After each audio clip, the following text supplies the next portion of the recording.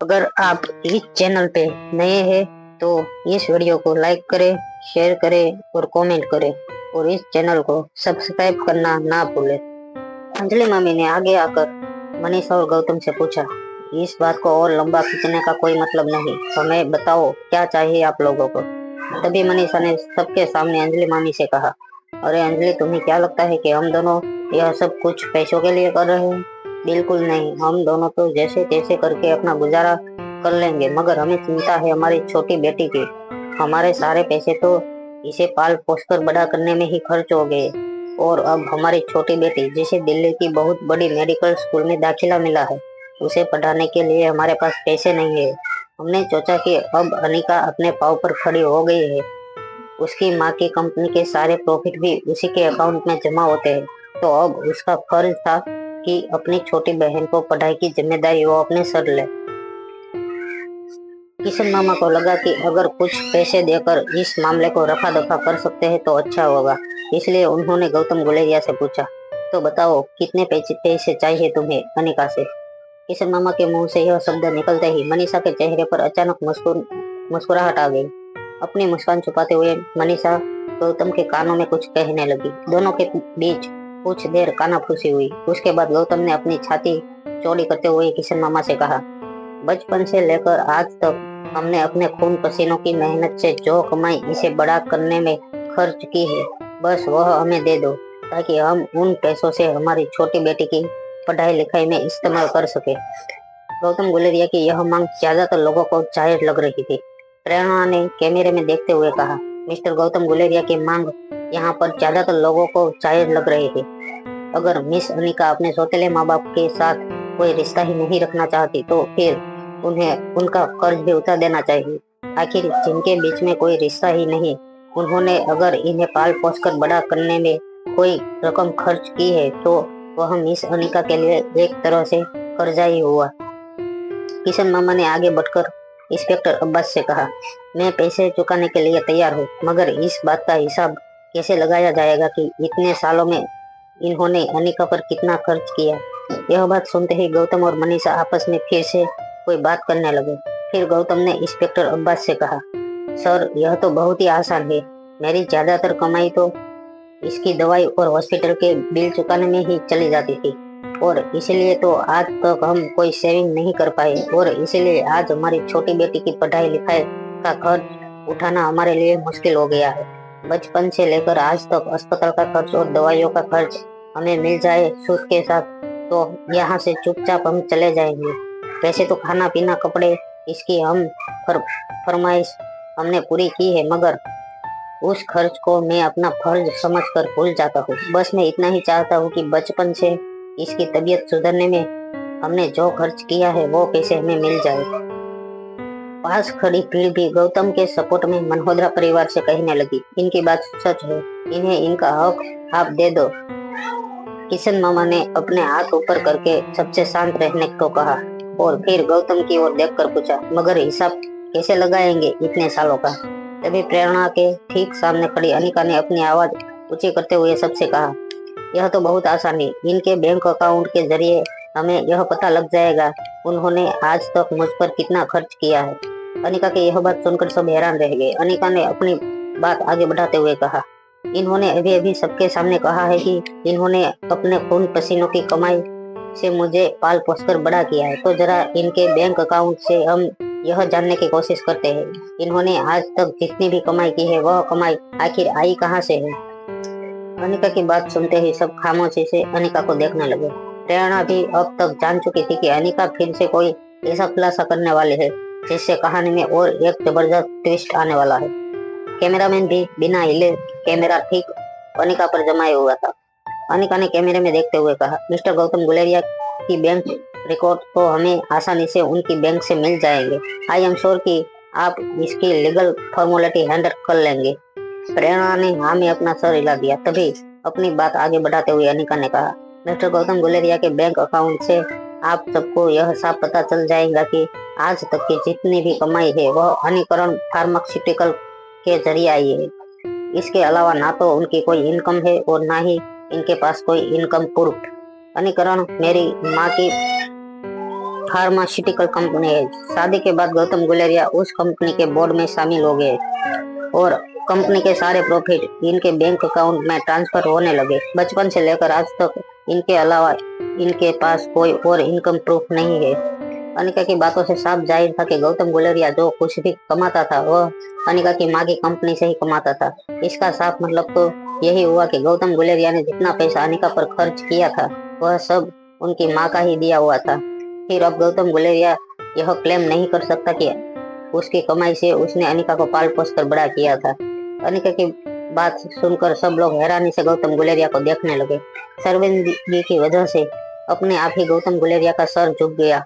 लोग यह जान चुके थे कि गौतम गुलेरिया ने न सिर्फ अनिका का खर्च बल्कि उसके पूरे परिवार का खर्च अनिका की माँ की कंपनी से ही चलाया था। अनिका ने अपनी बात आगे बढ़ाते हुए अपनी आवाज ऊंची की और गौतम गुलेरिया से पूछा, क्या आपके पास कोई और इनकम प्रूफ है जहाँ से आप पैसे कमाते थे, या फिर आपकी दूसरी पत्नी के पास ऐसा कोई इनकम प्रूफ हो जहाँ से वो पैसा कमाती थी? अनिका के सवाल पर मनीषा गुस्से से सर झुकाए गौतम को देखने लगी। प्रेरणा को समझ नहीं आ रहा था कि वह किस तरह से अनिका को अब नीचा दिखाए। वह हर कोशिश कर चुकी थी अनिका को नीचा दिखाने की, मगर हर बार अनिका की ऐसे प्रूफ के साथ आती जिससे यह साबित हो जाता कि अनिका गौतम गुलेरिया की लड़ाई में गौतम झूठा था। इंस्पेक्टर अब्बास ने अपनी कड़क आवाज में गौतम गुलेरिया से पूछा, अब आपको आगे कुछ कहना है मिस्टर गुलेरिया? क्या हम यह तमाशा यही खत्म कर सकते हैं? अचानक ही गौतम गुलेरिया ने फिर से हवा में अपनी छड़ी घुमाई और ऊंची आवाज में अनिका से कहा, तुम भी बिल्कुल उसी औरत की तरह धोखेबाज निकली, बिल्कुल तुम्हारी माँ जैसी। गौतम ने जैसे ही यह कैमरामैन ने कैमरा फिर से गौतम की ओर घुमा लिया। गौतम नीचे देखकर अनिका और बाकी लोगों से कहने लगा, धोखा दिया था इसकी माँ ने मुझे। पहले तो मुझे अपने प्रेम के जाल में फंसाया और जिस दिन मैंने उससे शादी की, हमारी शादी की पहली रात को उसने मुझे बताया कि वह पेट से है, किसी और के बच्चे की माँ बनने वाली थी। धोखा हुआ था मेरे साथ, बहुत बड़ा धोखा हुआ था। मैं तो एक भोला भाला सीधा साधा इंसान था, मेरे सामने बहुत बड़ा कैरियर पड़ा था, लेकिन मैं उसके प्यार में सच समझ बैठा। अपने कैरियर को दाव पर लगाकर उसने शादी कर बैठा और उसके बाद इतना बड़ा धोखा। मगर उसके गुजर जाने के बाद मैंने उसकी बच्चे को अपनी सगी बेटी की तरह प्यार किया, लेकिन यह लड़की भी बिल्कुल उसकी माँ की तरह निकली, बिना शादी के माँ बन गई और बिल्कुल अपनी माँ की तरह लोगों को धोखा देती है। अपनी माँ के बारे में इतनी हल्की बात सुनकर अनिका का चेहरा गुस्से से लाल हो गया था। उनकी उम्र का लिहाज नहीं होता तो अनिका ने गौतम को वह सबक सिखाया होता कि वह जिंदगी पर याद रखता। गौतम अभी भी चीख चीख कर लोगों से एक ही बात कह रहा था, मुझे अपने प्यार के जाल में पहले इसकी माँ ने फंसाया और धोखा दिया, और आज इस चालबाज औरत की बेटी ने मुझे धोखा दिया है। 25 साल पहले इसकी माँ ने मेरे सामने भीख मांगी थी कि उसकी नाजायज बच्ची को मैं अपना नाम दूं, और मेरे किए गए एहसान का आज मुझे यह सिला मिल रहा है। Life care hospital special ward में लेटे हुए करण गुलेरिया की नजरें लाइव न्यूज पर टिकी हुई थी। जैसे ही गौतम गुलेरिया ने यह कहा कि स्वाति ने उसे अपने प्रेम जाल में फंसाया था, भीख मांगी थी स्वाति ने उसके पास, करण गुलेरिया ने अपना फोन बिस्तर की दूसरी ओर फेंक दिया। करण गुलेरिया गौतम की बात पर यकीन नहीं कर सकते थे। चाहे कुछ भी हो जाए, स्वाति किसी भी इंसान को पाने के लिए उसे धोखा नहीं दे सकती थी। स्वाति जितनी खूबसूरत थी और उतनी ही इंटेलिजेंट थी, उसे किसी को पाने के लिए धोखा देने की कोई जरूरत नहीं थी। और स्वाति इतनी खुददार थी कि चाहे उसके सर पर कितनी भी बड़ी मुसीबत हो, मुसीबत से बाहर निकलने के लिए कभी किसी के सामने हाथ नहीं फैला सकती थी। यह बात बिल्कुल झूठी थी। करण गुलेरिया ने गौतम की आंखों में झूठ पढ़ लिया था। करण गुलेरिया स्वाति के स्वभाव को जानते थे। हमदर्दी दिखाने वालों को वह अपना दुश्मन समझती थी। अगर कोई मुसीबत में देखकर उसकी मदद भी करना चाहता तो स्वाति उसे धमका कर कह देती कि उसे कमजोर समझने की गलती ना करे। इतनी खुददार औरत कभी किसी के सामने इस तरह की बातें नहीं कर सकती थी। करण गुलेरिया को गौतम से ज्यादा अपने आप पर गुस्सा आ रहा था। स्वाति की ऐसी बेइज्जती सबके सामने हो रही थी, मगर फिर भी कमजोरी के कारण करण वो स्वाति की हो रही बेइज्जती को रोक नहीं पा रहे थे। अगर करण गुलेरिया के शरीर में इस वक्त ताकत होती तो वह जरूर मनोहत्रा हाउस जाकर गौतम गुलेरिया को अच्छा सबक सिखाते। वहां मनोहत्रा हाउस के बाहर गौतम गुलेरिया का ढोंग अभी भी खत्म नहीं हुआ था। अपनी छाती पीठ पर रोती हुई आवाज में गौतम ने कहा, मगर मैं उस औरत से बहुत प्यार करता था, इसलिए मैं उसकी आंखों में आंसू ना देख पाया। जब उसने मदद मांगी तो मैं मना नहीं कर पाया। मैंने सोचा कि जब वह बच्चे को जन्म देगी उसके बाद मैं उसे तलाक दे दूंगा, मगर मेरा दिल मोम की तरह बना है। हमने 1 साल साथ में गुजारा। इसके बाद जब उसने बच्चे को जन्म दिया तो मुझे लगा कि अकेली बेसहारा औरत इस बच्चे को लेकर कहाँ जाएगी। यह सोचकर मैंने अपना लिया, मगर कुछ ही वक्त में पता चला कि स्वाति अब कुछ ही दिनों की मेहमान थी। इसलिए मैंने मरती हुई स्वाति को वादा कर लिया कि मैं उसकी बच्ची को अपनी जान से भी ज्यादा संभाल कर रखूंगा। मरती हुई स्वाति की आंखों को किया हुआ यह वादा मैं आज भी नहीं भूला। शायद आज भी मैं स्वाति से उतना ही प्यार करता हूँ जितना 25 साल पहले करता था। गौतम ने अनिका की ओर देखकर अपनी बात आगे बढ़ाई। मैं जानता हूँ अनिका बेटा, तुम इस वक्त मुझसे नफरत करती हो, मगर तुम ही बताओ कि यह जानते हुए भी कि तुम मेरी सगी बेटी नहीं हो, तुम्हारी माँ के किसी गैर मर्द के नाजायज संबंध की निशानी हो, फिर भी मैंने तुम्हें पाल पोस कर बड़ा किया। क्या मेरी जगह कोई और होता तो यह कर सकता था? मनीषा ने गौतम के कंधे पर हाथ रखकर कहा, तुम्हारी माँ जानती थी कि गौतम एक महान इंसान थे और तुम्हारी माँ ने ऐसे महान इंसान के साथ बहुत बड़ा धोखा किया था और इसीलिए वह चाहती थी कि कंपनी गौतम संभाले। इसे एक तरह का मुआवजा समझ लो जो तुम्हारी माँ ने गौतम के साथ किया था उस बात का, और इसीलिए हमने भी जी जान लगाकर कंपनी को आगे बढ़ाने में हमारी सारी शक्ति लगा दी और इसलिए हम बाहर कहीं काम नहीं कर पाए। तुम ही बताओ, जब तुम्हारी माँ ने इन्हें इतना बड़ा धोखा दिया था, फिर भी। यह बात सुनते अनिका की आंखों और सर पर जैसे खून सवार हो गया था। अपनी माँ के बारे में बार बार ऐसी बातें सुनकर अनिका ने अपने गुस्से पर काबू खो दिया था। उसने गुस्से भरी नजरें गौतम और मनीषा पर गाड़ दी। अपने दोनों हाथों की मुठ्ठियां कसते हुए अनिका ने गौतम से कहा, मेरी माँ के बारे में कहा हुआ हर लफ्ज वापस लो। इसी वक्त उस पर लगाए गए झूठे इल्जाम इसी वक्त वापस लेने होंगे तुमको। गौतम ने अपने दोनों हाथ इंस्पेक्टर अब्बास के सामने फैलाते हुए कहा, देखा इंस्पेक्टर साहब, आपके सामने किस तरह अपने बाप को धमका रही है। उसकी आंखों में देखो कैसे खून सवार है। ऐसा लग रहा है जैसे मुझे मार ही देगी अभी। जैसे ही गौतम के मुंह से यह बात निकली, सीढ़ियां उतरकर अनिका गौतम के पास आई और झटका मारकर अनिका ने गौतम का कॉलर कस के पकड़ लिया। अनिका ने गौतम का कॉलर इतनी जोर से पकड़ा था कि गौतम के लिए सांस लेना मुश्किल हो गया था। सांस लेने में तकलीफ होने की वजह से गौतम की आंखें बड़ी होने लगी थी। अनिका देखने में दुबली पतली थी, मगर उसकी ग्रिप से निकल पाना गौतम के लिए नामुमकिन था। धीरे धीरे अनिका ने गौतम को जमीन से ऊपर की ओर कॉलर से खींचा। गौतम को बोलने में भी तकलीफ हो रही थी, मगर किसी तरह वह आसपास खड़े लोगों से मदद मांगने की भीख मांगने लगा। अरे इंस्पेक्टर साहब, बचाओ मुझे, देखो यह लड़की क्या कर रही है मेरे साथ। आप लोगों की हाजिरी में यह मुझे मारने की कोशिश कर रही है। सब इंस्पेक्टर और हवलदार सीढ़ियों से उतरकर अनिका की ओर जाने लगे उसे रोकने के लिए, मगर जब उन्होंने देखा कि उसके सीनियर इंस्पेक्टर अब्बास अपनी जगह से हिल भी नहीं रहे, तब उनके आगे बढ़ते हुए कदम भी अचानक रुक गए। जब गौतम ने देखा कि पुलिस भी उनकी कोई मदद नहीं कर रही, तब अचानक प्रेरणा की ओर देखकर गौतम ने मदद के लिए चीख लगाई, अरे तुम खड़ी खड़ी देख क्या रही हो? कैमरे में दिखाओ कि यह लड़की मेरे साथ क्या कर रही है, लोगों को भी पता चले इस लड़की का असली रूप। तभी पीछे से एक आवाज सबके कानों पर पड़ी, यह झूठ है, सालों पहले जो हुआ था वह सिर्फ मैं जानता हूँ। प्रेरणा के कैमरामैन ने कैमरा गौतम की और अनिका की ओर घुमाया। लाइव न्यूज में अनिका ने जिस तरह से गौतम को गले से पकड़ रखा था, वह सब कुछ देख रहे थे।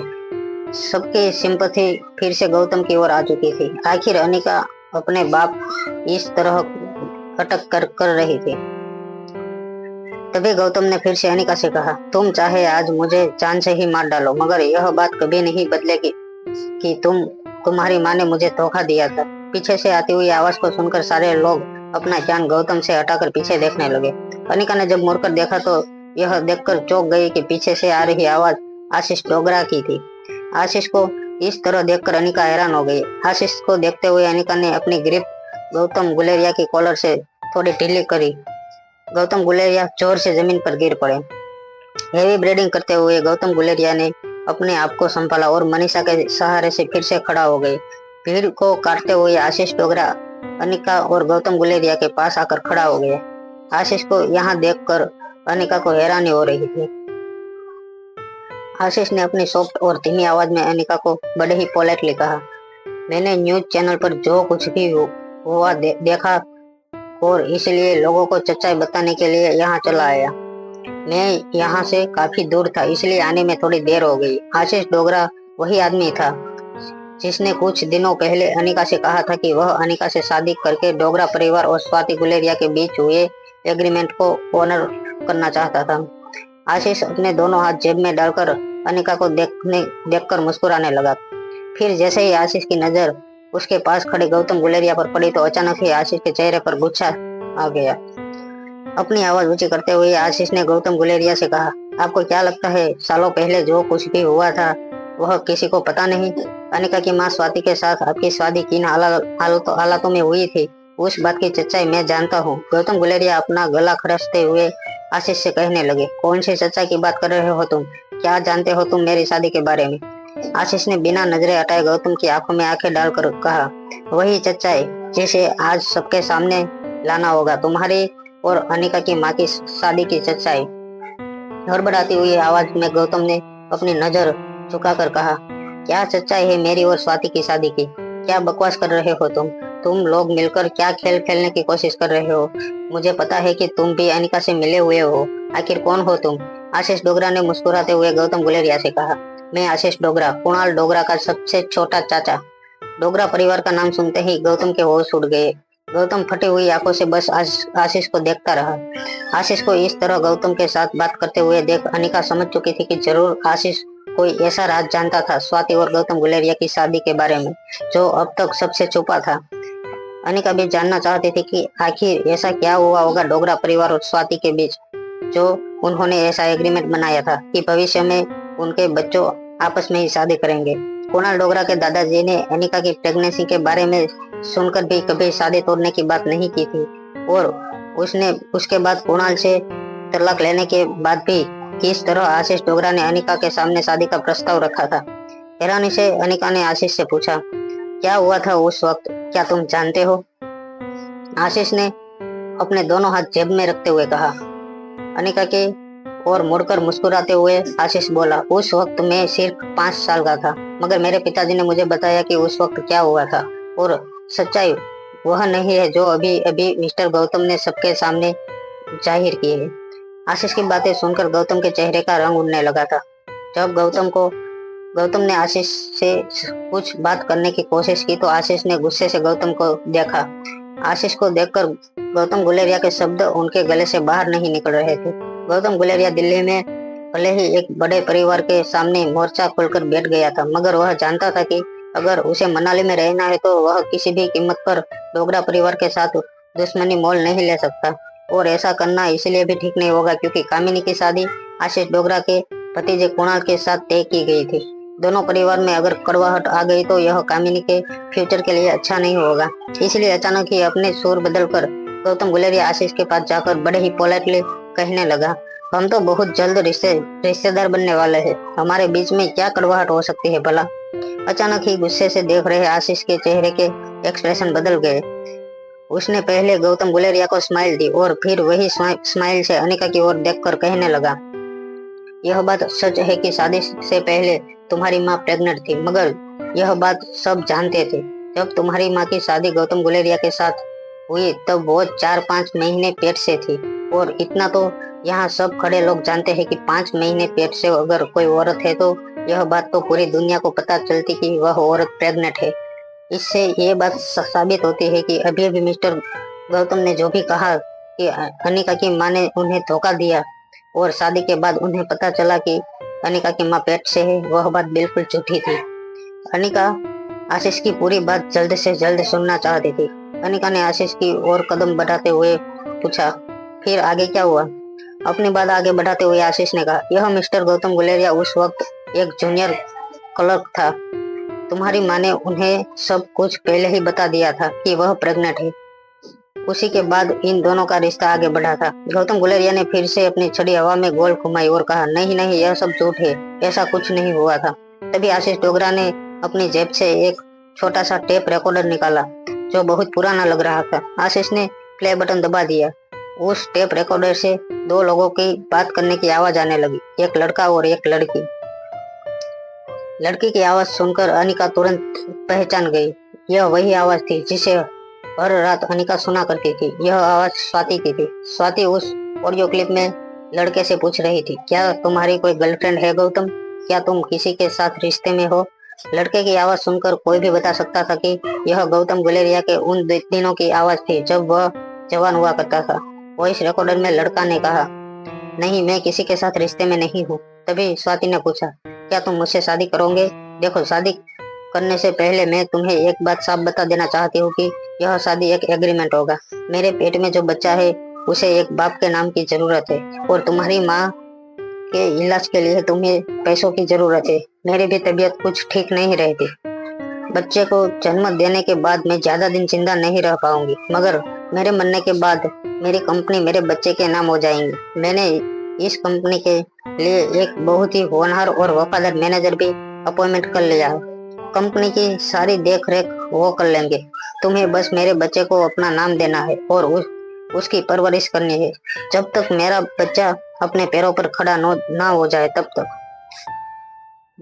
तक तुम्हें मुआवजा मिलता रहेगा इस कंपनी की तरफ से। तुम्हें पैसों के लिए किसी से मदद मांगने की जरूरत नहीं पड़ेगी। और एक बात, मैं तुम्हें दूसरी शादी करने से भी कभी नहीं रोकूंगी। बस तुम्हें इतना ख्याल रखना कि दूसरी शादी करो और उस पत्नी से अगर तुम्हें बच्चे भी हो जाए तभी भी तुम मेरे बच्चे का ख्याल रखोगे। इसके बदले में मैं जिस बंगले में अभी रहती हूँ वो बंगला तुम्हारे नाम कर दूंगी। हैरान गौतम ने स्वाति से पूछा, मगर तुमने इस बात के लिए सिर्फ मुझे क्यों क्यों चुना? क्या तुम्हें इस बात का डर नहीं है कि मैं तुम्हारे बच्चे की परवरिश ठीक से नहीं करूंगा? स्वाति ने अपनी आवाज ऊंची करते हुए कहा, मेरा बच्चा इस दुनिया का सबसे ताकतवर बच्चा होगा। बस तुम इतना ख्याल रखना कि अपने पैरों पर जब तक मेरा बच्चा खड़ा हो जाएगा तब तक तुम उसे इतना खाना खिलाओ कि वह जिंदा रहे। और अगर मेरा बच्चा एक्सीडेंट ही मर जाता है तो कंपनी से मिल रही तनख्वाह और वह बंगला सरकार के कब्जे में चला जाएगा।